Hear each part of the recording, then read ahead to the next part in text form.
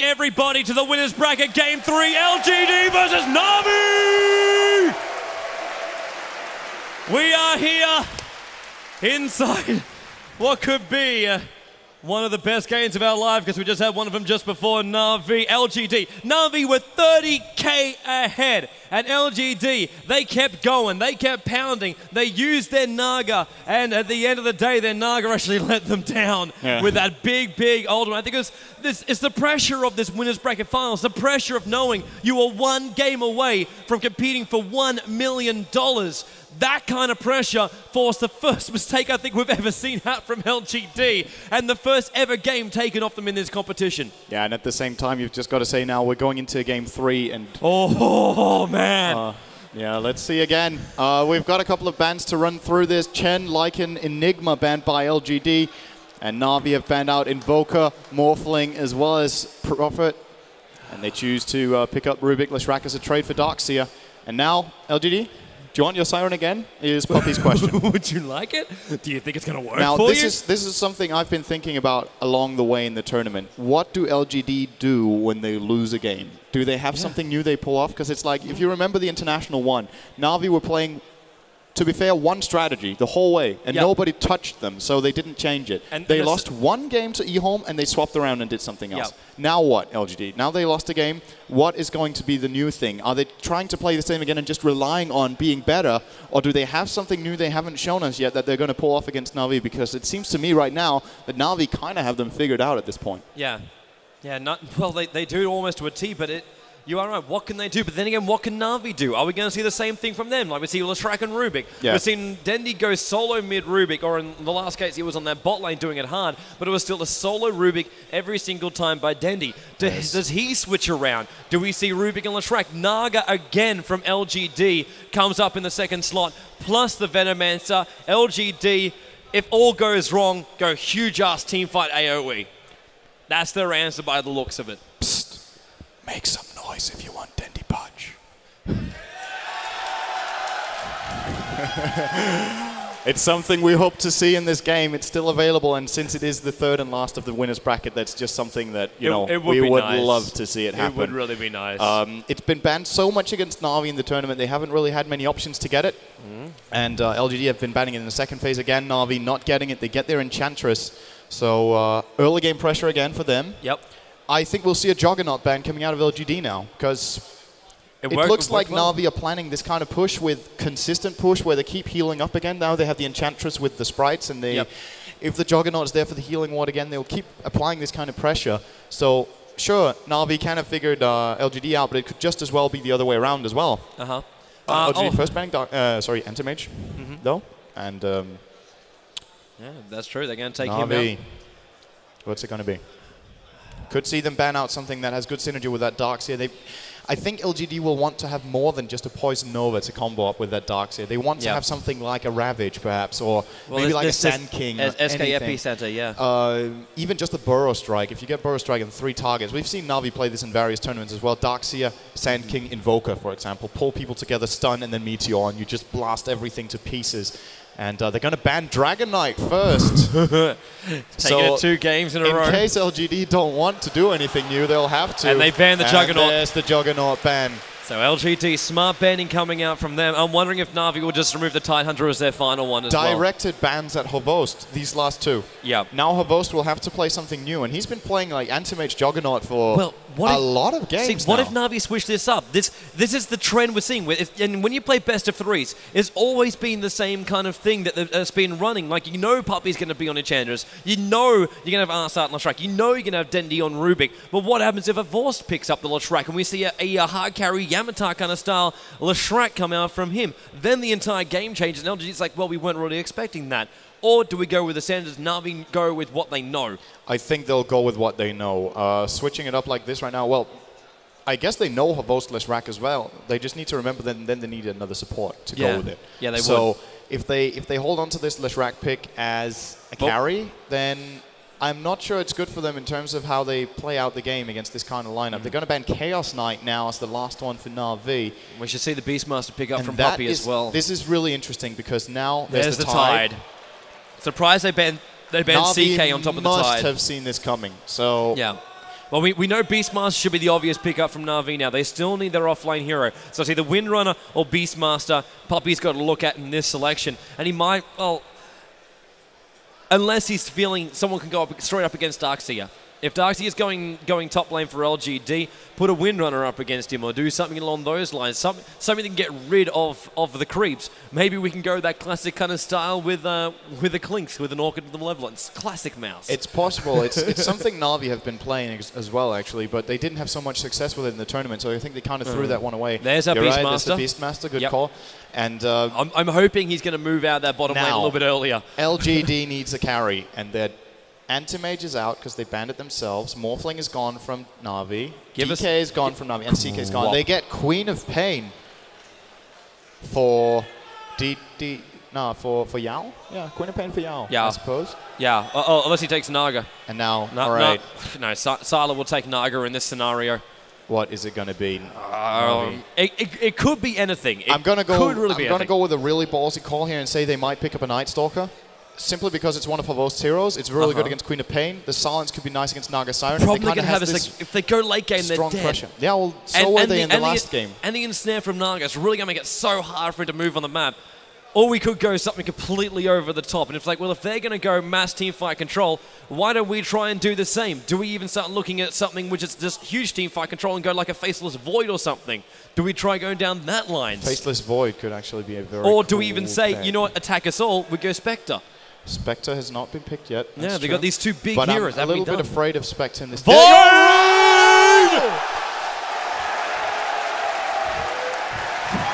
I say good day, sir, to people say I know nothing. Shall we? So let's run through very, very quickly. Before the fight begins, Sylar will be taking up the Naga Siren. Zhao Wei onto the Darkseer. Yao will be taking up the Queen of Pain. We will see DD onto the Venomancer. DDC Tidehunter over towards middle lane. It will be solo mid. Dendi up towards the top lane. Light of Heaven on the Beastmaster. He won't stay up here for long. Havorst will be that Faceless Void. It is classic Havorst. Puppy on the Enchantress, and then Arsad, the final one, the Lashrak. But man, we've got to watch this, boys, so closely. Watch for the Chronosphere. Yeah, this is going to be interesting to see. LGD already actually checking out the Roche pit. They're a little bit worried that Na'Vi could be going here, but there's nothing going on. But you'd be so lucky on backtrack if you are going to go in the Faceless Void here, if he gets these good Chronospheres, they've got some absolutely amazing heroes to use with it. They've got the Fade Bolt, or anything Dendi steals goes into that as well. Of course. Leshrac, massive AoE damage, Beastmaster for the Axis and the Primal Roar. And the good thing about this is Na'Vi's, the synergy in their lineup, they can throw the Primal Roar to open up the fight, forcing a response from LGD, so they pull them into the fight, and then bam, Havost jumps in with that Chrono. At the same time, should it fail, should the Chrono be bad, what does Na'Vi really have to fall back on against this massacre team fight from LGD? It's an all-in. Yeah, you're right. It is an all-in. They're showing every single card in their hand. All right, guys. The horn has sounded. The game is going to start. Make some noise for LGD! And of course, for those guys out there who want the last hope that is non-Chinese, for Na'Vi!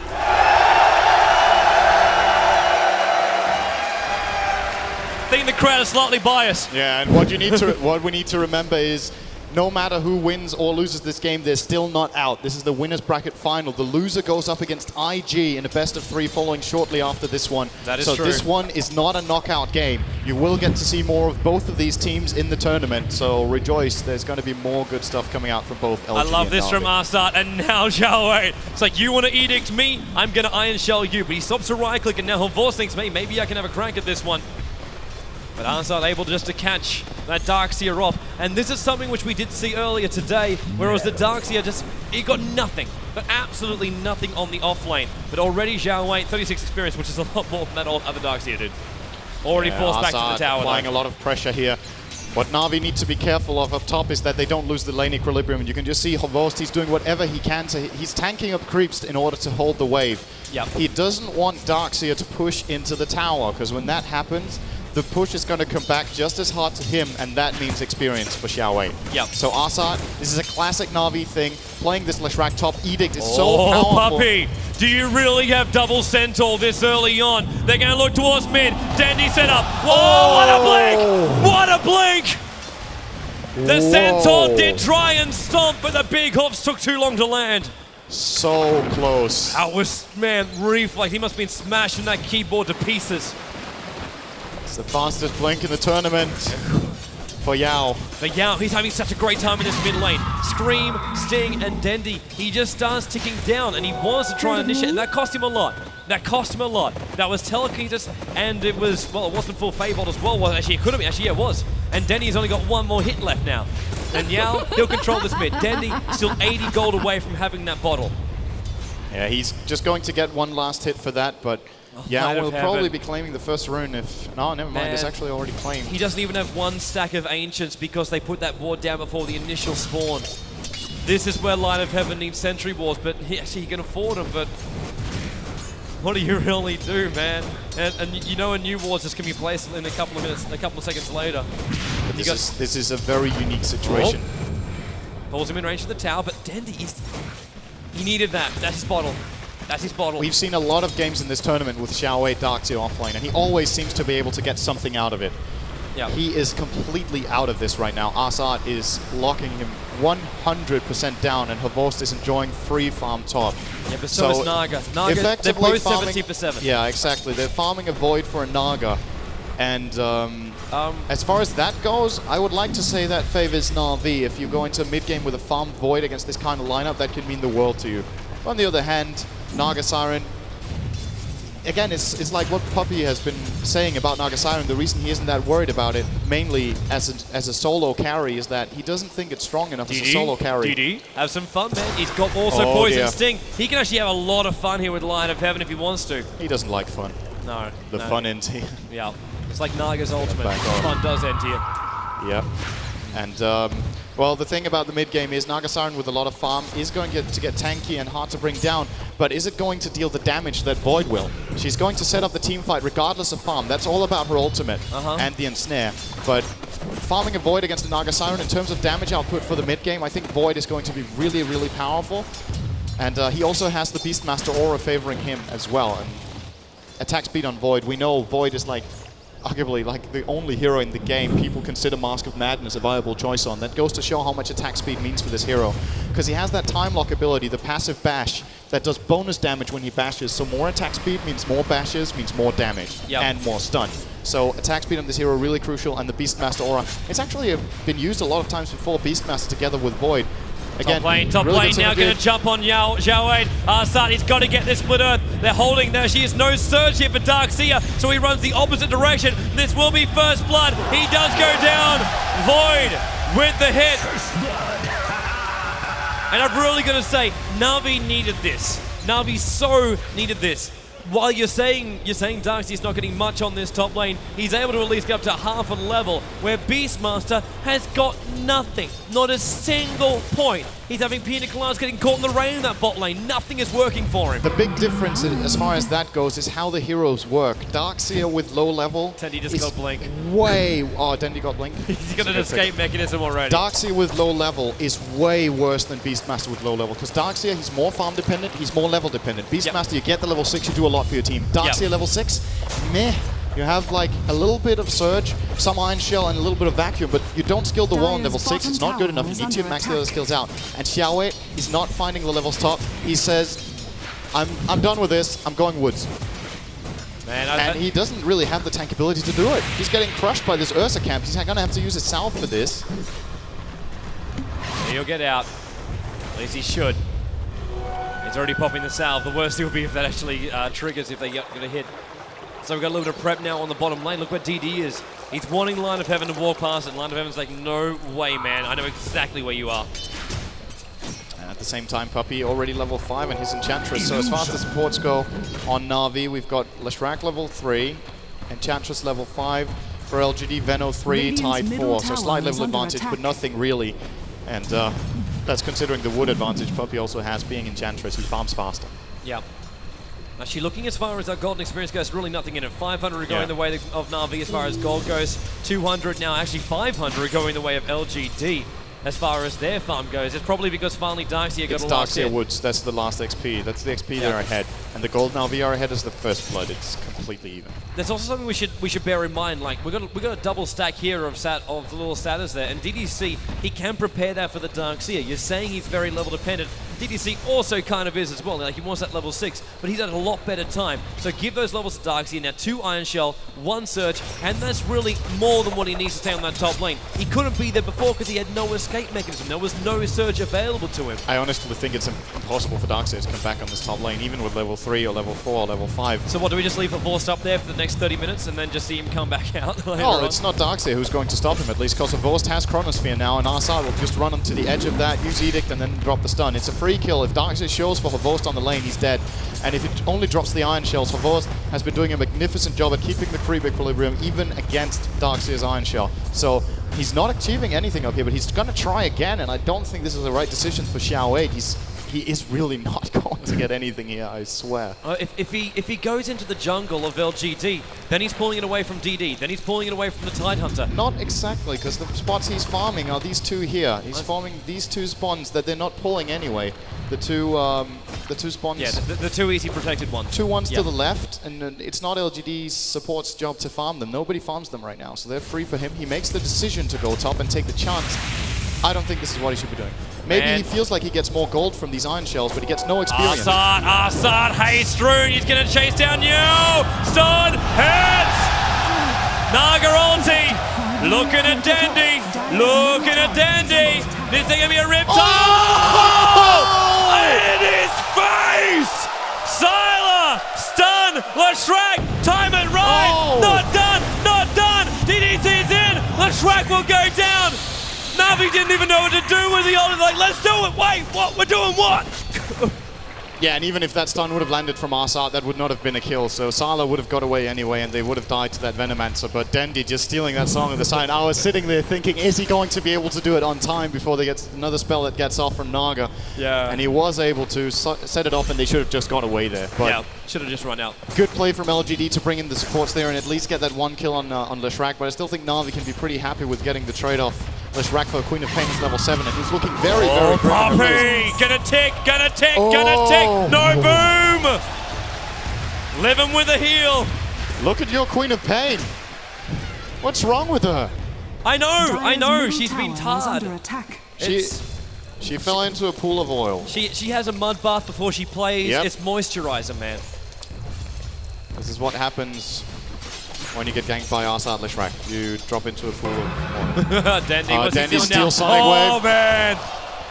And this could be an easy kill on Queen of Pain. Pull him in, Instant counter warding by Yao. There's already a sentry placed here by LGD. So that observer ward from Poppy did nothing there on that mid lane. And Dandy will still not be able to, is what Dandy really wants to do as a Rubik is to be able to grab the target on the opposite hill and pull him into the river where Poppy can back up, or Leshrac or whoever. He's not able to do it without the vision. And LGD foreseeing that this could be happening, and very quick counter warning from them. Dandy trying a bit. Yeah, he's Poppy is there. Light of Heaven now also being spotted out by DD, and DD going to the next stage of blocking Light of Heaven's spawn.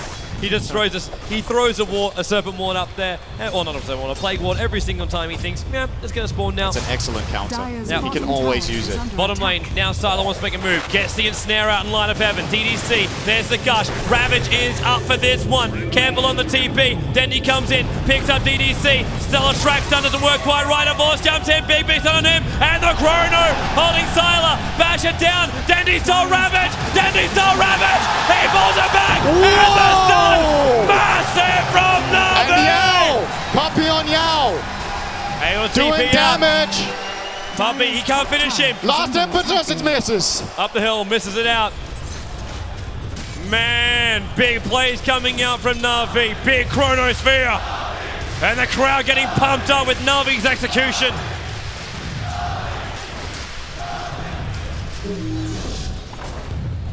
Now Favorst, big TP from him and big farm for him as well. He's really getting every single creep. He's got 72 CS in 10 minutes on that Void. And going for the Battle Fury build. We know back in the day when Antimage used to be a first pick, a lot of teams tried to counter it by picking Void and farming him with Battle Fury as well. Yep. He couldn't keep up with Antimage's pace, but he could do a pretty good job at least reaching like 75% of AM's farm. Yeah. So if Void does that, and he gets a Battle Fury around the 12, 13, 14 minute mark, we're going to look at a very, very farmed Void when we get 30 minutes in. Yeah, and he's also this big thing too, where Void doesn't always need the farm. Oh, top lane. Yeah, I'm waiting for it. Denny's been prepping himself for a while with smoke, but it's going to wear off. Arsart's coming in as well. They need the pickup. Is there forces or anything? No, there's not. Such a good play from Xiaowei to stay out of trouble here. Yeah. But yeah, meanwhile back at Void, like we were talking about, like Void, you can go up against any mage, and he was a great pickup for that one because you don't need the farm. The farm is great, but you don't always need it. If you get a couple of lucky backtracks, you can really avoid so much damage, and that's where it comes into. The chance during the fights, what do you really backtrack? How much damage is inflicted to you?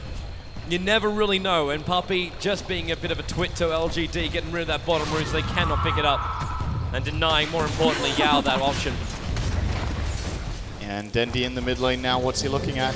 He has been pretty hard out-farmed actually by that Queen of Pain from Yao. Dendi sitting at 38, Yao sitting at 52. Oh, so. now trouble, Arsart. Oh, hello. There's a race of the hooves, eating damage. The surge is going to wear off. Go left, go right, go left, go right. Arsart taking the tower, into the trees now. TP to Paul. What a chrono! What a chrono! They're going to TP into the midst of it. DDC, 9 seconds on Ravage. Have lost with a time lock. He is ensnared. He is held. And he leads 2-6 on the run. Amazing play again. And this is one of the really powerful things about Faceless Void. When you're diving a tower like this and the TPs come in, you see where they're TPing. You can place the chrono right on the spot and they TP into an instant stun. Yep. And they can't do anything. There's no ability. You can't even get a blink dagger off. Even if you shift Q it, you're instantly stunned when you port in. And that's just an amazing play there by Havost.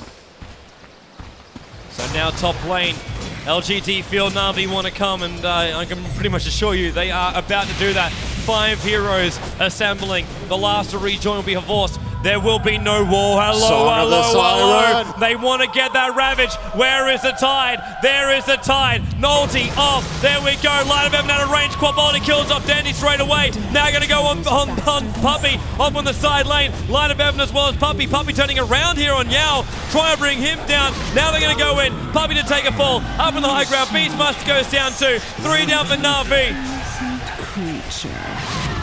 And that Song of the Siren, excellent setup here for DDC's Ravage. A little bit surprising, like you point out, that Puppey's actually turning to fight this. I think Na'Vi could have gone away with less casualties here, but LGD, they take whatever they can get out of this fight. 3 kills as well as a tower, and very, very quickly back into this game when it was looking to be a big, big advantage for Na'Vi. It's been turned around with 1 fight. And this is one of those things that we always say, it's a wombo combo here from LGD. They want to lock out Na'Vi. Hello, what did you just steal? He stole Scream of Pain. They both scream in the mid. But this is the problem that Na'Vi have. The chrono is great, but Na'Vi went back in again when the chrono was down. The fight split up. Naga pops the ulti very early on. It was what actually we saw Zyla attempt to do during that, what was going to be now the horrible Roche time for them in the end of the last game. But he wanted to pop it up early so he can walk in, and it's the easy preparation. Na'Vi will split, and then they can focus on just a couple of heroes. So when the Naga ulti does go down, there's only 2 heroes really in range, and they're the ones that can be focused down. Dendi, the first one to be nailed, because they said, you know what, we already want to make this a 4v5, and we can do this with just the use of 2 ultimates. Yeah, that's all we need. It's really important to take down Dendi as well, because they know if they don't, he's going to steal one of the very crucial spells, such as Song of the Siren or the Ravage, on time, and if he gets that off again, he could easily have turned that song into a counter song and just run out. Yep. But taking down the Grand Magus is definitely the right decision for LGD. LGD also another smart decision. They knew Na'Vi was going to push back on that top lane with the chrono up, and they decided to split, push it out. Hello TP coming towards the middle lane. But Na'Vi get 1 tower for nil here, getting the better trade-off. They were getting farm for Sylar on the bottom lane at the same time as well, going up against Light of Heaven.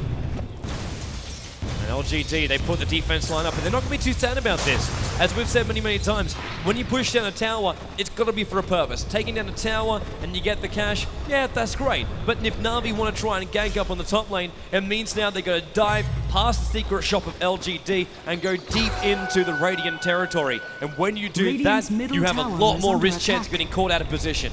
But what Na'Vi can also do whenever you push this tower, and it's probably what Havost might be doing now, you just pull down the creep wave. Oh, he's just going to farm the spawn. But you can just, like, when you're playing normally on this top lane, you can just pull back the creep wave, the enemy wave will push, and then you're back to your usual position on your half of the river. And then you just hold the wave there. And that's something every team pretty much does after they push these two top towers. They don't want to give a free lane, like you say, so they pull it back and take back control. But right now, it's not happening, but it looks like it's actually not being farmed by anyone anyway, so no big deal. And Havost with that Battle Fury, I'm not sure if you called it. Yeah, well, I showed it on the screen, man, but haven't called it out just yet. But yes, he has the Battle Fury. He's got a good amount of farm now, and it's gonna explode. He's going to out-farm anyone on the LGD side. The question is if it will be enough. LGD, they're going to look towards mid lane. They know Na'Vi are pressuring it. In fact, there's an extra little support coming in. You got to remember to do that Tide Ravage. Everything is up for LGD. Apart from Darkseid as well, because he hasn't leveled it yet. He's got 4 up in the Iron Shell, 2 in Surge, 1 into the Vacuum. And that's really not what he needs. He needs so many more levels. They need to give him space, but maybe they also need to give him cash. Looking towards that mid lane, goodbye Wilkin. Tornado just collapses in the middle lane, and they will push down this tier 1 tower. Easy kill as well. It's only 435 for normal life points. This is going to be a big fight if it breaks out, because Na'Vi wanted to fight this. Well, where is Force? He does have TP, but he's still a little bit of away. And by that time he gets there, the tower's going to go down. Fortification is not there for Na'Vi, so they can't depend on that. Sylar wants to start rising, but he's taking some damage. Now Horvorse, he's getting rid of the Plague Wars bit by bit. He doesn't want them to know where he is, but DD doing some great work with those wards as well, keeping vision on the high ground. He wants to know when that jump comes. That's the protection for LGD. They take the tower, they should fall back, and Na'Vi, they realize they can't just jump in like that. LGD, they were split. They were split well. All you need is for Tidehunter or Naga Siren not to be caught inside that Chronosphere, and you can't pound on him. Void gets stunned, and he can't do the damage he wants to do. And Hallow, welcome to your mech. That's a lot of Santa Hell callers. Is it? No, it's not full. It's not full. He gets close. Actually, no, it is full. 900. There you go. Mech up. Yeah, it's impressive from Xiao considering how much he got destroyed on this top lane. Still manages to get the mechanism for his team at this point. And I know an 18-minute mechanism might sound late, which it of course is, but it's not as late as it could have been. Hello, bot lane. Dendy ends up stealing a Scream of Pain. Slow on DD, not committing. But gives us wonderful music. Yeah, we get some nice soothing music. I love it. Just relax. Just relax. Havost. LGD, they're just slowly preparing for the bot lane. Na'Vi, they're thinking about destroying LGD. Sylar is talking. And we'll probably be TPing down to bottom here. I think we will see a fight break out. Yep, there we go. It's gonna head down. They want action. LGD are ready. They have the mechanism. They have the Ravage. Yeah, they want those last tier 1 towers gone. Of course, it is one big thing we always comment about. If you want that farm in the Battle Fury, you need to control your map. You need these tier 1 towers up as long as possible, because then you got more space to farm with less risk. And Light of Heaven, these Plague Wars really causing the Dire Creep Wave to stay on top of the tower, which is kind of surprising as well. There's the ensnare of Light of Heaven. The Roar tries to go. He gets stopped instantly. They get the kill already. Light of Heaven dead, and Na'Vi, once again, they cannot fight this. Amazing execution here. Opens up. Light of Heaven is a millisecond from casting the Roar on Sylar, and then comes the mirror image, disjointing, and then after that, full burst from Queen of Pain, and Light of Heaven just falls and they take a tower. This is very disciplined play coming out from LGD. Radiant's top tower Xiao is using his vacuum to take the aggro of the creep wave and also make it so Horvorse has to fall back. Now he's going BKB on Horvorse. I was about to say, here's something interesting. If you remember Na'Vi's game against IG yesterday with the Combo Breaker and Enigma, with the BKB Black Hole, Faceless Void with BKB Chrono is even better, because there's no counter at all. Yep. He gets the BKB off. You could have stopped the Chronosphere, the Black Hole, for example, with the Ensnare from Naga. Yep. But there's no counter to the Chrono. So if they get the song off, all Havost needs to do is mash his BKB button and get the right Black Hole, the right Chrono off. If the position is right for it, they can win and turn and win the fight. But he needs to remember Chronosphere, it stuns everyone, also your teammates, and if LGD get the sleep off and run into the middle of everything, where does Havost put his Chrono? That is true, man. Because then you start... The Chrono is a double-edged sword. I know anyone who has ever played a public game of Dota 2 and they play with a Faceless Void on the team, a Void can get you killed more often than he can actually do you good. That Chronosphere locks everything in place apart from Void. People without faces are able to fight within the Chronosphere. People with faces, sorry, you have to wait. Apart from Void's Necrobooks, which technically have faces. Well, that's true. But Havost is not going for that item build anyway. That's you might not see Complexity do that actually, get the Necrobooks on the Faceless Void, but Havost is going full carry build, and that's what he has to do in this game as well. He needs to deal the damage. With LGD, they're going to see if they can force the bottom lane. Yeah. There's a lot of them. This is not necessarily good for LGD. They're gathering up, they're pushing the lane, but they're 5. Yeah. So it means Havost is farming top. But if they can find a pick-off, if they can find a pick-off like Line of Heaven again, then it's a free tower, no doubt about it. But look, now Na'Vi, Smoke is gone, Dendy as well as Arsat, they want to get there fast. Courier's going to come in as well. What's it delivering? Lincoln Spear. They want to get that up on Sylar. Get it up. Was he picked up? He's picked up DD, pulling him back, but there's no opening. Denny revealing the fact that he is here. Now the scream, they find Puppy back in again, ensnare. They need the damage and they do so. Raw not coming up from Line of Heaven, he's scaled up. They might keep going on him. DD, he keeps the harassment going. Now stolen, it is Plague Wars. That's not really going to help him. Quad Multi and Line of Heaven have the gush. Mech charge just in time. Now the Raw on Shao 8. Sylar pops the Omen and DDC setting up. Dendy, this is not going to be great for them, and that is Arsat's death. LGD, and what a chrono from Havost onto Sylar. Dendy beating him down. It's not enough. It's not enough. Havost is going to go down. LGD, they're TPing out. Sylar still going on Dendy. Howard's in. DD will go down. Dendy soloing him. And now will TP out to safety. Sylar's on the run out too. And Havost even buybacking in that. Big fight for LGD. And like this Chronosphere from Havost was absolutely incredible. He gets 4 heroes in it, and there is the Edict running, and it just makes you think what would happen if they would have one more hero there. It would have been a complete team wipe for Na'Vi. But LGD, they know what they're doing. They get in, they get the job done, and they get out again. Yep. But now, Ultimate's down. Might be an opening for Na'Vi. Man, look, even look at the gold graph, nothing in it, 500. Hello, Roshan. They did have a 3,000 experience gain, Na'Vi, before that last fight, but they don't go Roshan while Chrono is down. But everybody from Na'Vi, including a Wilkin, is in here, ready to rock and rumble. There's Light of Heaven joining the fight. He hasn't got a single point up in Aura. It's walking around level 9. By Sylar. Yeah. Havost, it's slow.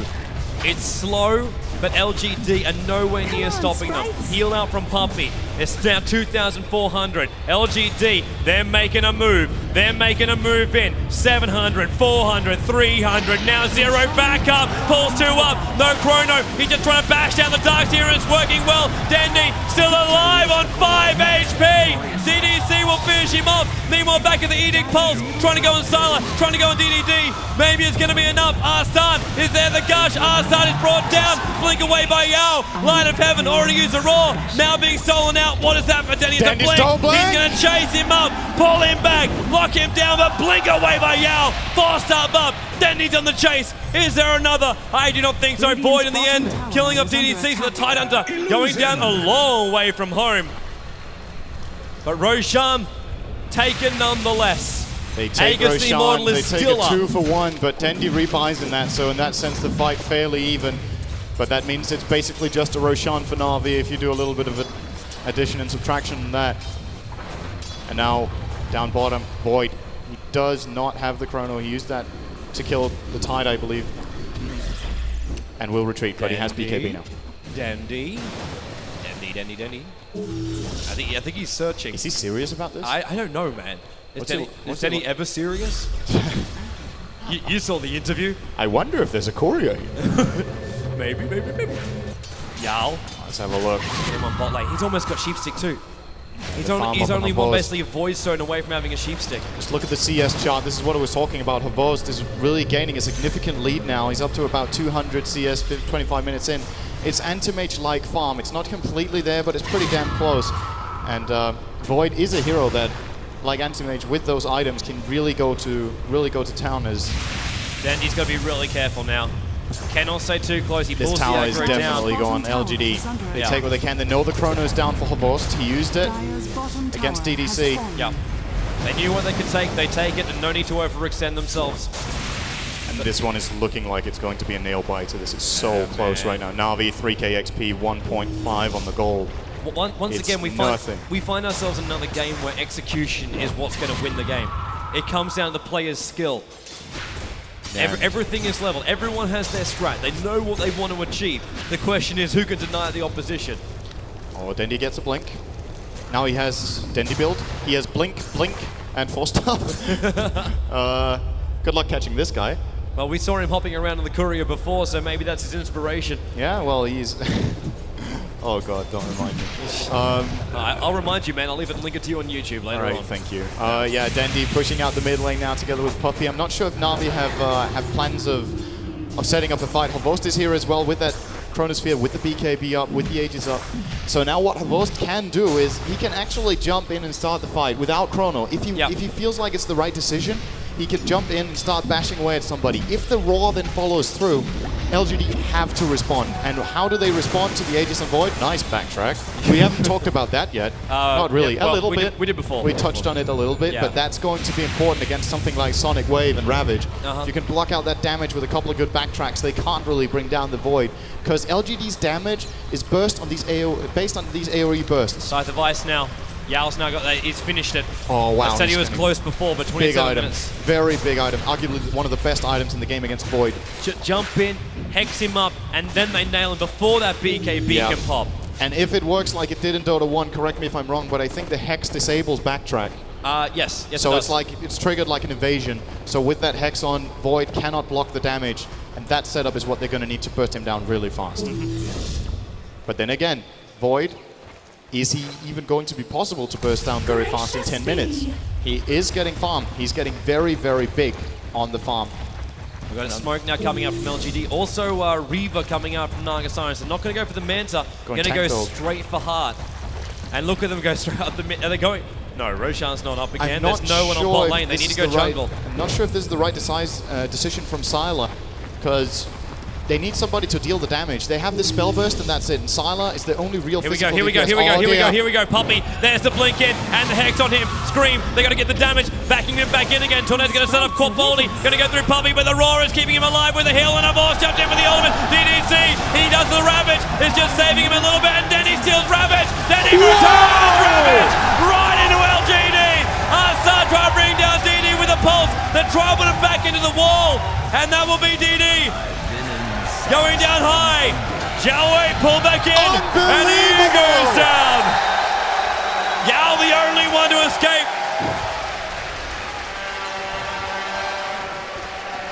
Na'Vi.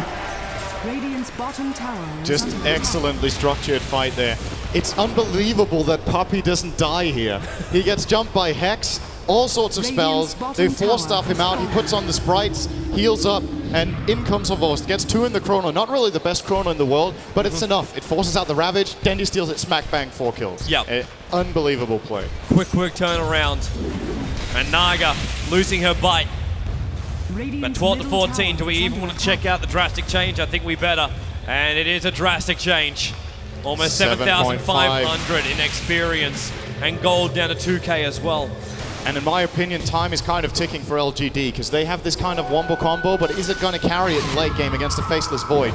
They have their combo, and unless if Queen of Pain starts going for some physical damage, I don't think Nagasaki can do it alone. I don't think she can either, man. Not when she's going defensive like this. And we saw just how much that Reaver gave her. Nothing. Absolutely nothing, because they're not going to kill her. Actually, they went on her. So they had enough damage to take down this tanky Siren.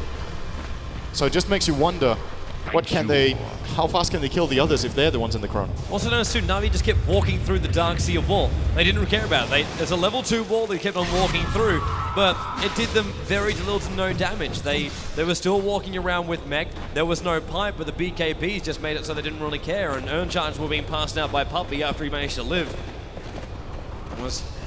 It was just perfect for Na'Vi. Perfect for Na'Vi. But can they do it again? Can they actually do it again? Or does LGD this time get their combo off and then make Na'Vi pay? Yeah, this is going to be, the next fight I think is going to be really, really important, because if it goes the way of Ravage. If it goes the way of LGD, they can make a comeback. 19 seconds on Dendi's Ravage. Yeah. He's got it as full. 8 seconds on the tide. This time he won't even need to steal it. Nope. It'll be blink, instant Ravage, and then steal something else. And I don't think LGD are thinking about this right now. This option is not one they're considering, and that could be huge. Light of Heaven drawing a path that they should take around. not really. Oh, really weird path. I think that was actually just this general area. This next fight is going to be LGD's chance at a comeback in the game or Na'Vi's chance at getting barracks, if it goes well for them. Yep. Because they do have the pushing power. Void is hitting really hard, they have Beastmaster Aura, and they have Edict. If those heroes survive, they can do the racks in 20 seconds. And just Faceless Void 5k. it's just how long until Na'Vi want to initiate? Like, what key items are they waiting for? Yeah, We've got still a have gem the now Aegis flying even. out to Dendi, so he now sees all. They might just be waiting for the 2.5 minutes. Roshan, but that's dangerous. We know what happens with Naga in a Rosh pit. Void's Chrono won't be as effective there, because this is a choke point, and the Void Chrono will go in that general area, and then everything outside, you can just play around with that region. Now Tide, as well as Queen of Pain, they're gathering up. They want to make something happen. It seems like LGD have plans here. Havor's going Butterfly. He's got an Eagle song on that courier, which he just bought. Right, yeah. So that's going to be an extra 25 agility for him when he picks it up. Real Mango Mask of Madness. He might do that as the next item. I think it's an amazing pickup still on Void. Right, here we go. And there goes our smoke. He doesn't take it though. He leaves it on the courier. He's letting it go back to base. So at this point, he still holds the Aegis the Immortal. He wanted to hold onto his TP scroll, and probably for a very good reason. LGD, they're looking through the jungle of Na'Vi, and they will take this tier 2 tower pretty damn quickly. Na'Vi, they're moving into the mid lane now, so they're not in a good position to really do a counter tower. Sylas starts off with double damage as well. Fortification goes from Na'Vi. That's going to buy them time. Avorst leading the conga line of Na'Vi up towards the top lane. They will look for the best Chronosphere ever. DDC, it's just like, where did you come from? There goes the Ravage. Nice hit as well. Gush, Gale, back, wall, perfect. Up we go. Chrono only on DDC. Sylar pops the ultimate and it's trying to save their life. He's beating on Darkseer. BKB will wear off in a moment. That's holding everybody else out. Now we'll get a Benno ulti right over Na'Vi. Bobby being brought down. Yao gets that one. R-Star Greystone from the side, but he will take a fall as well. Havor's able to get one of them down. Darkseer finally, but he's going to lose his Aegis to the Immortal. Queen of Pain is still here. They bring it down. And we are seeing LGD. Let's go round 2. Leap up. Oh no! Cheeky play. No stuns left. From Havorst. And hiding in the trees a little bit. And Dendi. Thinking about Yao. And with Light of Heaven, his Raw's already down. I actually think this was decent for Na'Vi, as crazy as that might sound, because Roshan is a 1-3 fight. Roshan has just respawned, and they're less dependent on their ultimates, I think. Well, that's true. Everything was popped. It's possible they can claim it, but it's not. Again, it depends a little bit on how the initiation goes, but that Ravage last fight, sorry, not Taobao, that's the name of the sponsor, DDC, got a 4-man Ravage and then a Gush off. The Ravage did hit Dendi, so for once, Dendi actually in the range of that Ravage. And that means DDC, with that Ravage off, Dendi didn't get it, they got the 4-man, the 3-man pulled in with Vacuum into war. Just overall excellent play by LGD, giving them that 3-for-1 fight. And got him 2k gold worth, and holy Hannah. Why is that experience so far down the way of Na'Vi? It's 14 to 15, and it's 11k going the way of Na'Vi. It's on Faceless Void. He's almost level 21. The second highest level in the game is 15. He has got his full butterfly in him too. So now they do have the damage to Roshan, but Quad Voldy is up. Ty, he's got 30 seconds. Venno, he's got 36 seconds. Naga, 9 seconds. 9 seconds for Naga. This is going to be the big one. Look for him to bring. Havor still trying to hold up. Light of Heaven on the high ground. Dendi. They start on DD. He's trying to pull him back into Light of Heaven. There goes Aurora as well. Havor's coming back out to fight. Naga, now's the time. Now's the time. Quad Body will pop. The wall is up. DD's still alive through this one. Now the Chrono catching out all of LGD. Beast down 1. Yao still making himself away. DDC. Ravage in 7. Naga ultimate from Sylar. Slowing it down. And will he TP out to safety? He's still on the run. Dendi might chase this. He's got everything in the world to catch up right now. He's got Surge, Blink, as well as Force Staff. He's... no. He's going to hold it. And Roshan will be taken by Na'Vi. Big Chrono again by Havorst. And that was an amazing play by LGD as well. Havorst jumps instantly into a Hex from Yao. And LGD just did whatever they could. Without the Ravage, they just didn't have the combination and the damage to take them down. But Havost, I bet he was getting really scared right then when he was dropped into that Hex. Delayed his chrono, still manages to get up again, get BKB off, get an amazing chronosphere on like 3 or 4 heroes. And get the 2-0 as well as Aegis, and that's just even more Na'Vi's way. He's about to pop 300 CS in 36 minutes. Walking around with 617. Queen of Pain is the same though with 617. Problem for Yao is he's only got 166 for 20, but he is getting close towards that BKB. Now actually having maybe 100, 200 gold short of having the BKB, and then he can do a lot more. He was the only one who even avoided Havost. No. The problem about BKB in this game for LGD is that it's actually not even that good. There's the Faceless Void with the Chronosphere. Beastmaster Roar as well. Beastmaster Roar. Edict from Lesh. And the rest of the damage is just Dendi.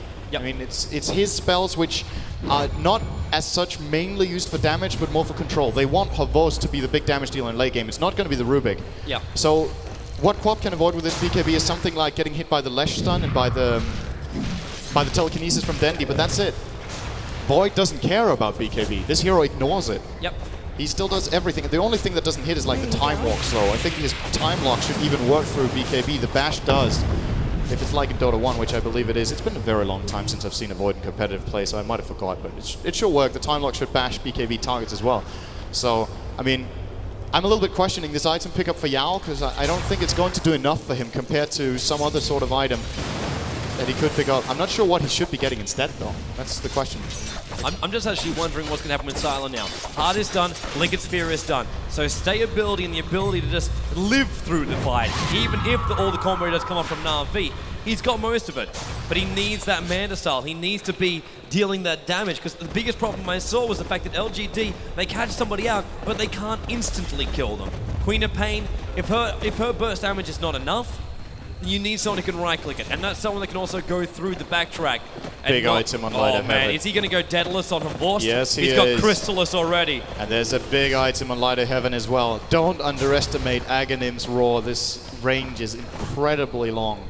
950 cast range. Nice wall by DD. Spotting Na'Vi, rotating top. It's LGD again finding themselves forced into their base. Havost instantly trying to get rid of these illusions. They're trying to get up there to riptide the creep wave, but they won't make it there in time. That's another good thing about his Battle Fury. He gets farming speed, but he also really destroys these Naga illusions. This is illusions with heart, and he's still killing them in about 5 hits. It's a great way pushing on bot now for LGD. Big, this Void. And there's our side. He's already TPing back now to take care of it. Actually, no, he goes towards the mid. It's Havost who gets the big farm on the bot lane. Yeah, he's going to get close to the Daedalus. Just look at that creep wave go. But LGD now, Na'Vi, they're thinking about pushing, they're thinking about ganking, but Smoke Gang failed, and LGD, they push back out again, they look for some more space. Sylar getting his farm up on top, now 22, now 23k gold up on him. He's still walking around with that Stone Shield, but it might be quite possible we'll see him pick up that Alton Orb in a couple of moments' time. Might also be worried and having to save for buyback, just in case things go horribly, horribly wrong. Yeah, at the same time, saving for buyback right now seems pointless, risky in another way. Because the way the teams are going to fight now, it's going to be all or nothing pretty much. There's like Void, Chronosphere, and Naga Siren with Sleep, and the full combo from Ravage and Sonic Wave. But once that's used and you rebuy your hero, it depends on where the fight takes place, of course. If it takes place in the LGD base, rebuying a Naga Siren fast can make a difference. But just the time it takes for her to rebuy and come back in, if she dies fast, her team will almost be dead before she can come back with a rebuy even, because Havost is hitting so damn hard already, and they've got massive damage on the other heroes as well. Leshrac always a damage dealer. Dendi with all the spells. I mean, sure, they've got the BKB on Queen of Pain if she wants to buy it, but that's all. Nice little vac to try and play around with Na'Vi. They're not going to pop their core fortification, slowing them down. Top lane. It's going to be a Rax if they go it. Yao plus Sylar. Fortification, there's TPs coming back. Only one though. And this is basically Na'Vi taking a free tower. Yep. But it's also damage to that tier 3. It's down to 1/3 of its normal life from the top lane. So if LGD, if they do win one of these team fights, they can go straight towards that top lane if the creep wave is even half going with it, and they can do a lot of damage to Na'Vi's base. That's their first opening. As a Black King Bar pickup for Yao. So has decided to buy it now. DDC working on a pipe. He's only 500 off it. This is what we usually see Xiao8 do on his Darkseer, actually, because he's usually having good games with that Darkseer. He will usually go for mech into that pipe. But this game he's just seen himself forced so far down that they decide to put the pipe up on DDC. Yeah, so Darkseer, it looks like he's going to go into what I assume to be Shiva's guard for him. Looks like it is. And that's going to give even more for LGD during the fights. You get that Nagaroldi, if it gets off, I say if it gets off right, then the Shiva's guard is going to make it very, very hard for Na'Vi to split. That means the Tide Ravage will hit, means Queen of Pain will have more time to play around. It means also escaping from the Darkseer Wall Illusions, going to be even more difficult. All of these problems for Na'Vi if they don't get their combo right. We're saying it halfway through this game, the biggest thing for this matchup is executing correctly. If you execute correctly, if you do your prep work for it too, get that vision, keep those wards out there, know what's happening on the map, then you're looking good. It's the reason why Light of Heaven's walking around with a gem. He's looking to get rid of any kind of vision that LGD have on the map, so when Na'Vi do want to hunt, LGD are blind. Yeah, and it's right now it's turning into a little bit of a stalemate because this is what's going to happen when Naga Siren starts to get up some items. Her pushing power on these lanes is incredible. She keeps sending illusions everywhere just to farm it up, and she's keeping up a pretty good pace on farming. But when you look at just strictly on farm, it's almost unheard of for a Chinese carry to only have 260 CS at 42 minutes on a Naga Siren. Just goes to show how pressured Sylar has been in this game. At this point on a Siren, you want to have those 350 CS. Yep. Because you can split push and farm that much in the woods and everywhere, but Sylar has had to go and take these fights, has had to be a little bit afraid of getting ganked. DD, get and that courier DD. wave there as well. That had a gem Pop on it too. off. DD, Look at him nice go! cow. Look at the damage. Whoa, that's a weird chrono. 947 crit to get the last hit in, but happy to drop chrono for a minute and a half just to get a kill on Venomancer.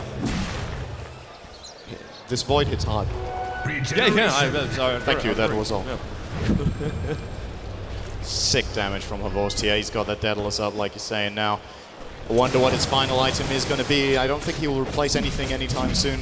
He wants to hold on to the Battle Fury against this Naga Siren. Perhaps even late into the game, he will hold on to this instead of what you would usually do very late. You would sell the Battle Fury and get another damage item, but I think Havost will keep it in this game. So only one item slot left for him.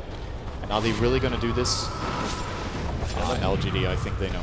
All they want to do is keep these side lanes pushed, find farm wherever you can, and they both will TP out to safety. Yeah, there goes Sylar, and Yao should probably follow through in just a couple of moments' time. Maybe give one last oomph to the creep wave. This faceless void with Battle Fury is reminding me of the Tiny from last night from eHome. Just squishing these creep waves with one hit. One or two hits, and they're gone when he gets the crit. Yep. Massive damage from him. He's critting 950 on creep waves. So on a hero like Venomancer and Tide sitting on 6 and 8 armor, they die very quickly. The others from LGD have got some good armor up, and that's very important against a faceless void to have the armor, because he's all about the physical. He has nothing else, no spell damage whatsoever. Roshan in 2 minutes, and I'm pretty sure prep work is going to start pretty soon. Get rid of these wards around the Rosh pit, so LGD have no vision of what's going on. But Sylar, also see him pick up Diffusal Blade and keeps on farming. He's doing it at a decent rate now for himself. Having at 1700 gold. We'll have to TP off this bot lane because at this point Na'Vi would love to kill him. And Sylar, he does have TP, but in 2 seconds, 1 second. That timing, there's still enough for him to get out. Yeah, perfect timing there in TP as well. Wow, Puppy's looking a big pot of gold. I wonder what he's saving up for. 3.4k and an Enchantress. I've not seen this for a very long time. Have we got Pipe up on the team yet? Rubik has BKB, by the way. I'm not sure if you said it. He's got BKB and Ghost Scepter. And I want to point out, Ghost Scepters are very good for both teams. Dendi, on the Na'Vi side with Ghost Scepter, he can break the Ensnare because it's a physical ability. So it actually removes Ensnare to cast Ghost Scepter.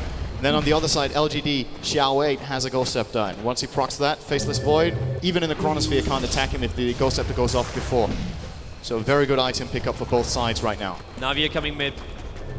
Yao's already TPing back. He tried to give as much momentum to that top lane as possible. Bottom lane's also done the same. Bad timing for Na'Vi. This is so really Na'Vi's going to come in. Naga's still got that ultimate.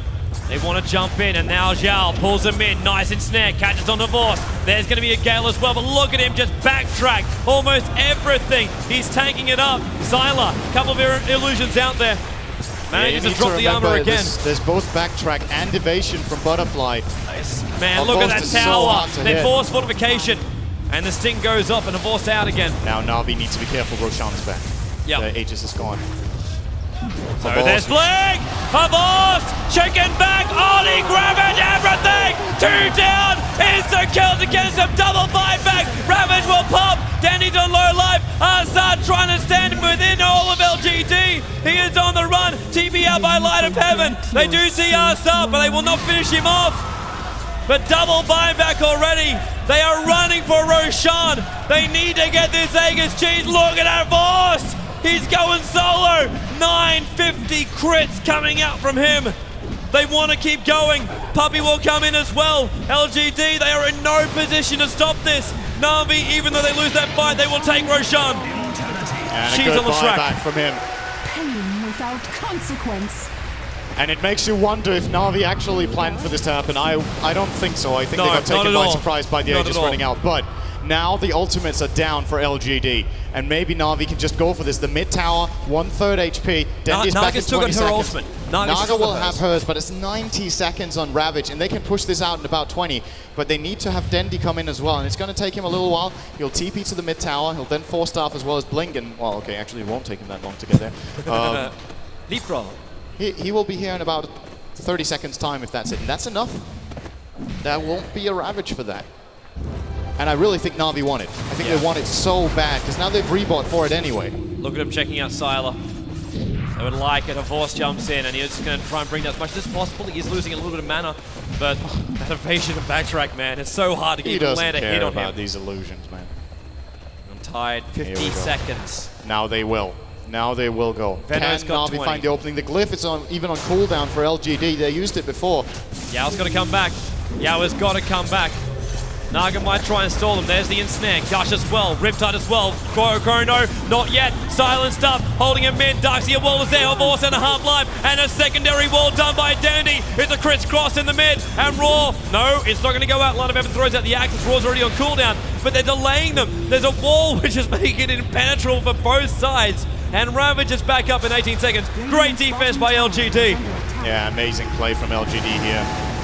Doing whatever they can. The Darkseer wall, however, will be down for this fight. That it will be, The question is if that's enough for Na'Vi. Ravage, Are they 5 in over seconds. their heads now? Dandy, what did you steal? Plague Wards.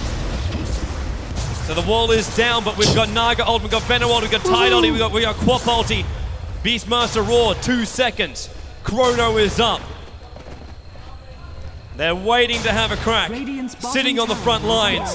Puppy already starting off the heel. Arsad have full life. You got to run in there. He's also got cheese on him. Remember the cheese and Aegis. That could be what Na'Vi need to break the lines. Already dropping down the armor. In we go. Back again. Gush on the Force. Tower's already gone. Void just jumped in to snipe off the tower.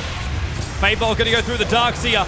Now in snare. Only holding Arsad. He's too far out there. And the Force trying to get rid of whatever he can. The Sylar mirror images were doing its job. And these Plague Wars.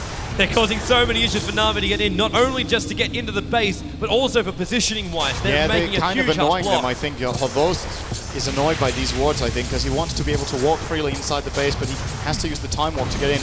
Here we go, Riptide. There Bastion. goes the back. Now pulling up, Zhao. Oldie goes off. Raw as well, not the best combo. DDC wants to get in close. Darkseer is still up. Havos now, Darkseer goes down. Focusing on Sylar. Ravish still not popped. Double BKB off from Na'Vi. No mortification. Benno gets the oldie off. Now DDC. This is your time. To the front lines, man. Sylar's there. Will he get this there? The melee raz goes down. Havos on low life, but he still has Aegis C model. Right clicking him down. Ravage will pop. Big quad oldie. Return Ravage from Dandy. Sylar pops up the ultimate. Na'Vi are they able to do anything right now? Look at Light of Heaven's life. Sitting on so life. Fantastic Yao was play last by hit, but Light of LGD. Heaven. 45 HP. Oh, Yao! He will get out. Yao being hunted by a Vorst. Oh my, Na'Vi. Na'Vi are getting closer and closer Can to they being get a in the second side? They're second very, grand very final. low on several heroes. Puppy is going to earn up the Light of Heaven Beastmaster, who's going to use the mechanism the moment this comes up, I think. Has it ready now. Oh, DD.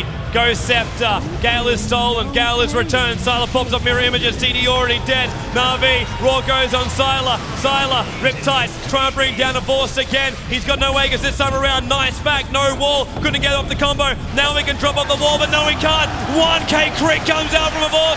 Now on to Sylar. How's going to go down? This is so G to the GG.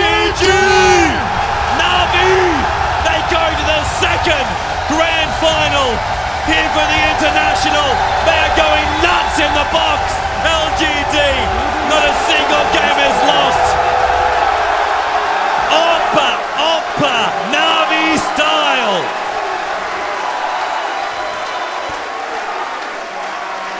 This is one of those times when LGD say, what did we do wrong? We did everything right this tournament. But was one matchup, this one best of three, it was just too much. It was too much. Na'Vi able to take it in three. They will go to the grand final. Who will they go up against? LGD or IG? That match will be coming up next. The boys can celebrate, and we can jump back to the other boys. I hope they're exhausted as I am. To the guys back in the panel, look at the team. They love it. Back to you two, God. Back to you, man. Thank you, Toby. There you have it. Na'Vi secure a place in the grand finals, and finally, for the first time this tournament, LGD have been beaten. What a game. LGD, I mean, they gave a hell of a fight. They took game one, but Na'Vi, for the third time in a row, take down one of these top Chinese teams after losing game one. They are proving to be the champions they were last year. These are the most high-skill games I think I've ever seen, like at all. I've been watching Dota for 8.5 years. I have never seen 10 players with that amount of skill. From the Leviathan's patience, just waiting and waiting and waiting, trying to find that perfect Ravage every time, wanting to catch Dindy, to Dindy catching it every single time. It's like, I'm going to lay back, I'm going to get that Ravage, and then Dindy's like, I got that Ravage. Yeah. Oh, it's so good. Yeah, Dindy actually only missed one Ravage up top when they tried to go on Tide Hunter, and he got caught in that situation. But I've got to say, Dendy on the Rubik, it's just, I honestly feel that if LGD go into the lower bracket, they play IG and come back up, they might consider just getting rid of Rubik and allowing Dendy to play Pudge. I would not be surprised. Just because it's like the way that the Chinese teams are playing Dota, it's phenomenal, it's fantastic. But they're winning the game. They're going into the lanes. They're playing as much as they can the perfect game. But the difference is Na'Vi are playing the opponent, and Rubik is a hero that you can kind of prepare for, because you don't know what he's going to do. You don't know what he's going to steal. And of course, LGD having a huge amount of good ultimates, he was obviously going to be massively dangerous, but he just played that Rubik perfectly. Absolutely. I think they were actually hoping Na'Vi would pick Pudge. I think they had maybe a strategy prepared, because they're the first Chinese team who did not ban Pudge. Everyone else has banned Pudge up against Dendy. They said, all right, let's leave it in the pool. Let's see if Dendy takes it. He didn't. He played the Rubik, and he completely dominated. Yeah, he did. But of course, let's go now to a winner's interview, and we'll come back with more analysis here at the desk. I do believe we have Puppy from Na'Vi. Hey guys, this is Purge, and I'm here with the winner of the best of three. This is Na'Vi's Puppy. How do you feel after defeating the previously undefeated team LGD? I feel so relaxed. I feel so relaxed. Those were the hardest games of my entire life. Oh yeah, they were super awesome, man. So you left in Naga as well as Darkseer, which previously people were just gasping about, but you ended up drafting a Juggernaut, and eventually that got banned as well, and you went with the Faces Void pick. So did they really corner you into that one, or were you okay with it? I was okay with it. Didn't really matter. I actually thought about Void a little bit in my head, and I thought about Stealth Assassin 2 and stuff, but overall it seemed like you have to do this. You have to give away Naga Siren and Darkseer in order to like win a tournament or something like that. If they got you cornered by the regular picks, you have to play against the hard heroes. You have to play the imbalanced picks. So now that you're going into the grand finals, into a best of 5, how do you think you guys are going to perform there against the two upcoming teams? My God, I have to play a best of 5 against the Chinese. It's going to be just as hard, and it's just going to be, again, the same thing. I'll say 50-50, and the best team will win. All right, and how does it feel to be playing on stage when the crowd goes wild? Oh man, it's so good. You like make a move and they cheer for you, and they cheer really loud, like, and I can hear it through the booths and stuff. So thank you. Keep doing that same thing. All right, guys. Thanks a lot for the interview, and good luck in the finals. Back to you, James. All right, thank you there, Purge. Yeah, basically Puppy saying, keep cheering. Even if we win, they're buying everyone beer, because that would be the second million they would have taken if they win 2 times in a row. Yeah, that's pretty much what he meant, I do believe. You can talk to Puppy later after the tournament if it goes that way. So, LGD dropping down. Yeah, I never thought I'd say that. I thought coming into this that LGD were going to go 23-0. I really thought they were going to do it. But Navi, they're a team that create this chaos. It's just organized chaos. Pudge, Rubik, these are heroes that you can't practice versus that. Yep, that's how you beat an organized team. Just make it chaotic. And some of the chaotic moments were absolutely fantastic. We can take a look at this one. I do believe it was the Tidehunter Ravage still. Which Ravage steal? I feel Which like one there is was this? like 4, All 5, of them? 6. 56 or 57. Yeah, so we see an initiation here. Screamer Pain catches 2 there. Puppy gets caught out, but a roar from Light of Heaven keeps him alive. A pretty fantastic ult here from Havost. He does have a BKB through this, so the Ravage doesn't really do it, but an immediate Ravage back by Dindy. He actually blinks into the Chronosphere he did, to get just into a better to get a position. It's like, why not? I'll just get myself stuck in this Chronosphere. As soon as it wears off, pops a Ravage, and, well, LGD, one by one, they do drop. The other big thing there was Puppy somehow getting away on his Enchantress. He's the one they sort of went on with that Sheepstick, and they just couldn't kill him. Yeah, and what did you make of the Void pick? Toby called it. He said Void would be a good option. Bruno, are you with us? Sorry, I was looking at Icefro. Yeah, Faceless Void. 54%. Yeah, there he is. 54% Faceless Void. Not a useful pick right now, not a common pick right now, but it was picked during the first international. He was 4-1 back then. It was a common counter to the anti-mage. The first time it was picked here, I called it yesterday, you know it, and it has a 100% chance of winning now. I feel like Bruno and Toby are just on the same page, calling every single pick as it comes. That's what it is. Oh, hey, Bruno has all the stats, man. Dota Academy, he's got it all there. It's the presentation that we need to maybe work on. But he does know absolutely everything, I promise you. Bruno is, when we first turned up here, we were here a few days early, and literally Bruno just told me all the stats of everything. And now I've had so much Dota, I can't even remember hero names.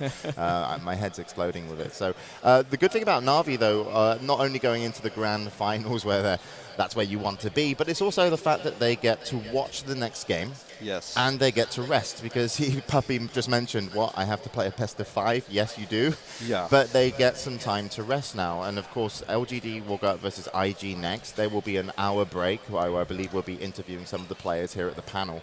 But that's still just an hour between what will be most likely 3 games. Yeah, it's looking like it. I mean, IG are very good. They dispatched DK earlier this morning. I feel like the Faceless Void, I was actually sitting next to Lumi when it got picked in the hall, and we looked at each other and we were like, this isn't going to work. And then it did. So what do I know? Well, not as much as Puppy, apparently, but Apparently I'm not surprised by that. I mean, me either. Yeah, he's been a great captain on the Dude, Puppy's picks. amazing, isn't he? That team.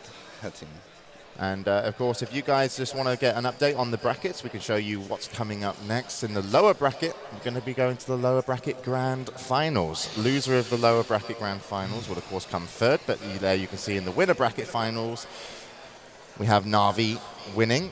But that, of course, means they're just waiting now in the grand finals, waiting to play a best of 5, waiting to see if they can be 2 times back-to-back champions here at the International Dota 2 Championships, as they won last year in Germany. And there's our lower bracket finals, IG versus LGD. It's going to be a best of 3.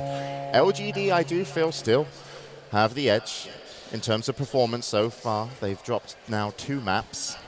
It's not a bad record, and IG have struggled, but LGD coming off a loss. That's sometimes momentum matters a lot here in the tournaments. Absolutely. I mean, they're going to feel a little bit worse about themselves. It's easy when you're at 20-0 to go, oh yeah, we got this, we can beat anybody. When you lose a little bit, even though they have beat IG in the past, when you lose some, it creates some seed of doubt. Even if you're not playing Na'Vi in that round, you're still maybe a little bit thinking about, man, we could be in the winner's bracket, we could be doing this, we I could don't be think doing they're this. It's kind of like, yeah, you're going to be disappointed, but surely not by how they played. They were amazing. amazing. They played amazing. Queen of Pain coming in there with Sheepstick, as soon as the Aegis wore off. It's just the play that they showed us it's grand final worthy. That game really was grand final worthy. That was one of those moments where I'm thinking, wait, have Na'Vi even got this game in the bag yet? I mean, they timed that. I had Nebula come to me, it's like, wow, Na'Vi was unlucky. I'm like, no, that was LGD knew the Aegis was gone. Na'Vi, I mean, obviously maybe hadn't taken track of the exact second it was going to disappear, but it was literally 1 or 2 seconds after it disappeared, they engaged in. Really impressive play. The problem now for LGD is that they're going to be going up against IG, so they go from versing Na'Vi to IG, complete clash in play styles, completely different matchup. Whereas IG, I mean, they've had some time to mentally prepare. LGD just have to go from one match to the next against a new playstyle. Yeah, these teams that we're going into next know each other incredibly well, IG versus LGD. And we'll go to Bruno. Can you tell us a little bit of history maybe, or anything between the teams before we introduce IG? Let's go to history. These teams have met 3 times already, Monthly Madness. LGD won 2-1. Beyond the Summit World Tour, it was IG winning 2-1. And finally, the Gigabyte Dota Master, where IG won 1-0. But the interesting thing about them is that whoever picks Lone Druid wins, and whoever picks Morphling loses. That's been the story in all of their 7 games. All right, well, they've traded blows back and forth, and it's going to be an absolutely amazing game. You now know LGD from day 3, but let's meet the lineup from IG. Chuan, KL Malaysia. Faith, Jiang, China. Ferrari, Wuhan, China. YYF, Shanghai, China. Zhou, Hunan, China. So then IG came in today playing in the lower bracket semi-finals, beating out DK. Now their tournament series just gets harder as they have to go through LGD. Guys, can they do it? I think they can. They were my pick coming into the international. I've since am not quite sold, but they play very well. They're a very strong team. I think they match up very well against LGD, to be honest. I think they have the capacity to take them down. Yeah, I think the matchup is very, very even. I mean, it's kind of like what Puppy said in the interview, 50-50. I think that applies very much so to this matchup as well. And it's one of those things, it's a tactic Na'Vi used, leaving some of those sort of upper tier heroes like the Naga Siren and Darkseer in the pool, banning out the Morphling, banning out some of those fringe heroes, maybe even the Enigma we saw getting banned by LGD. We could see some more crazy picks here in these 2 teams clash. All right, and of course we can go back to the team profiles and meet, I do believe, the other team. I'm pretty sure that's where we're going, yep, with LGD. And of course, you just saw him play. Sylar not having the kind of a game of his life, just really being kept down through Na'Vi. But has anybody stood out for you or underperformed here on the day? Underperformed from LGD? No. I think all 5 of them have actually played pretty fantastically, pretty amazingly. I just think in that game, in that series, all 10 of those players are so good that it's really hard to be like, oh, well, you played terribly. It's like, no, he's going up against Dindy, he's going up against Puppy. It's very hard. I don't think any player is disappointed. I think with LGD, it's more the fact that they were less versatile against Na'Vi. During the previous matchups, they'd been switching around their roles. They had DDC play Chaos Knight. They had Yao sometimes playing in the side solo with Xiao in mid. But there, all 3 games, they ran the similar thing with Yao playing the solo mid, Xiao on the offlane solo, and then running the tri-lane with the 2 DDC and DD on the support. So they need to mix it up a bit more. Bruno, is that likely to happen? Well, LGD reminds me of Na'Vi last year. They've been playing one single strat. It's been working for them. I think that it's at this point of the tournament where they are starting to become predictable, at least for Na'Vi. Na'Vi played a great game against them because they knew how to play them. If IG was looking at this match, they might have an edge. Yeah, I also think mental fatigue starts to come into play. I mean, LGD just played 3 of the greatest games I've ever seen against one of the best teams of all time. There's going to be some amount of mental fatigue at least. All right, and of course, LGD waiting, to play this next match. IG, do they change something? Do they? They're the favourites going in, but do they look at what they've seen? Is there something that maybe we can unpredictable coming in, or do you just really think both teams are going to go in with what they know best in the first game, just to kind of see who's playing better? Well, I think the main thing which is going to determine the picks is going to be those banned. Well, goes without saying that what's not there is going to be the stuff that's going to be picked up. Yeah. So if we see heroes like Morphling being banned out, we may see IG sort of opting to pick up Ferrari's Templar Assassin within the first 3 picks. We're quite likely to see the Bear that Bruno mentioned hasn't actually lost when these 2 teams have clashed. Yeah, I also think it's more likely that we're not going to see any kind of Naga Medusa action, or Naga Medusa. Yeah, definitely not Medusa. There will be no Medusa action, I'm sure of that. Because IG are more likely to ban these heroes. When you're not playing against Na'Vi, it's much less likely that those kind of crazy heroes are going to make it through the pool. Although, maybe IG have seen something, maybe they've learned something that's good against LGD, maybe they try it. I think that'd be awesome, actually, see IG play a little Na'Vi style. That'd be an intense loser bracket final. Yeah, I think it's IG that maybe will have to come up with something in game 2. If both teams go in with their style, LGD, as you guys mentioned, are looking to be a little bit stronger just in how they performed. And IG with players like Ferrari, they can certainly get creative.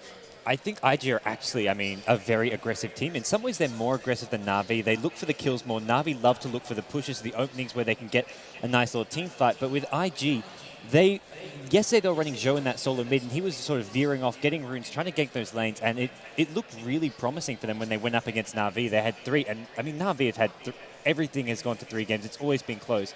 IG, I mean, if they can keep on being aggressive, maybe even step it up a little bit, LGD is a team who will sit back, and you may be able to find those kills. Yeah, I think IG are way more aggressive with LGD. LGD are very kind of a systematic approach. They break you down one by one. They transition their farm all over the place. They really grind it down. Whereas IG really like to be pretty aggressive early on. I mean, like I said, they pick up those heroes like Luna that we've seen a lot. I'm curious to see if they're going to continue picking the Luna. I mean, Luna's a hero that they had a lot of success with early on, and as the tournament progressed, they started to have less and less favorable results. Both of their losses, I think, when they dropped down in the loser bracket, came out of that. So I feel like there's a chance that maybe they just abandon Luna altogether, or will they try it? I mean, I think it was the last game we saw the Tide Leshrac. We had Zhou playing a Leshrac. The first time he wasn't really on a hard carry. I think that's something they may go back to. But I think the Luna isn't all that likely. Yeah. If anything, it's going to be the Morphling, Anti-Mage, Lone Druid as the first sort of early picks, if those are in the pool. Luna just not really good for this matchup. I think it's something that worked better against some of the European teams. Yeah.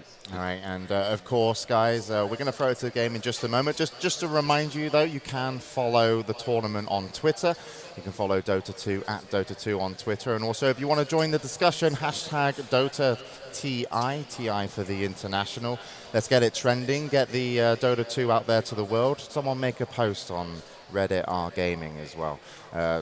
Bruno's already done. You're on the 4chan post already, right? Yeah, I do. Okay, is that top? Yeah, obviously. For the moment. All right, so before we get into the game, also another thing that we should remember, the winner of this can still win the tournament. The loser, unfortunately, will end up third. Still not a bad placement, 150,000 for third place, but of course 250 for second, 1 million for first. So before we go into the game, IG versus LGD, some predictions. I think LGD are just too good. They looked really impressive against Na'Vi despite the loss. And while I really like IG and they're my tournament favorite coming in, LGD are really good. They've impressed me big time.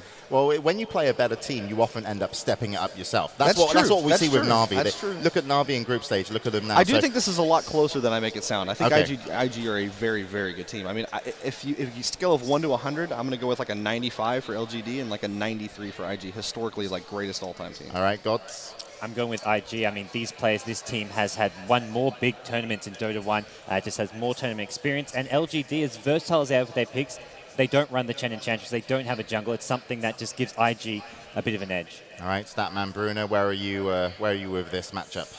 Chuck Norris or Bruce Lee? It's tough. Bruce Lee won, by the way. He just doesn't pick anything every time. He's just like, I don't know. I think they're both going to win. Well, okay, we're ready for the games, and hopefully you are and the commentators. So let's throw it to our loser bracket finals. Winner will move into the grand finals. It's IG versus LGD. Good luck to both teams. Welcome, everybody.